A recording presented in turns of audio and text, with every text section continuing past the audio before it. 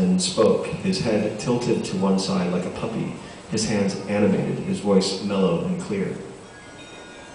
"I've always loved La Boheme and Puccini's other work," he said, "and I've also always loved Billy Joel and Elton John and The Who, and I've also always loved Stephen Sondheim and the medium of musical theater, and I wanted to write something that could incorporate all of those influences."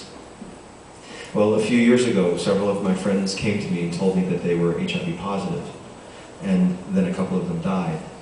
And as I was coming to terms with this, I realized I had to write something in response. And so I began to work on Rent. La Boheme was the perfect starting point. Instead of Puccini's other artist's garret in Paris, I placed my characters in a loft in the East Village. Instead of consumption, my characters became infected with AIDS. Rodolfo, the poet, became Roger, the lead singer of a failed rock band called the Well Hungarians. Jonathan smiled as the audience laughed. Marcello, the painter, became Mark, the documentary filmmaker. And Puccini's Mimi became my Mimi Marquez, a heroin-addicted S&M dancer. More laughter. "I'm very honored to be asked to be a part of tonight's presentation," he continued. "I dedicate this work to my friends that I've lost. Thank you." There was a smattering of applause, and we began. I had never heard Jonathan speak at such length about the origins of his show, and as I sang, the power of his words resonated through me.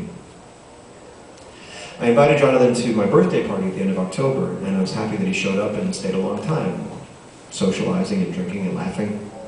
I didn't get to talk to him much that night, but after he left, my friend Kevin came up to me and said, "Who was that guy?" "Who, Jonathan?" "Yeah. What's with him?" "What do you mean?" "Well, we were talking, right? And I asked him what he did for a living, and he said to me with a perfectly straight face, he said, 'I'm the future of musical theater.'" "Really?" "Yeah, dude, totally.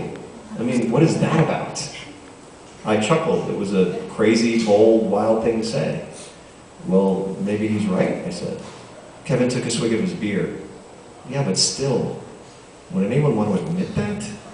I mean, come on."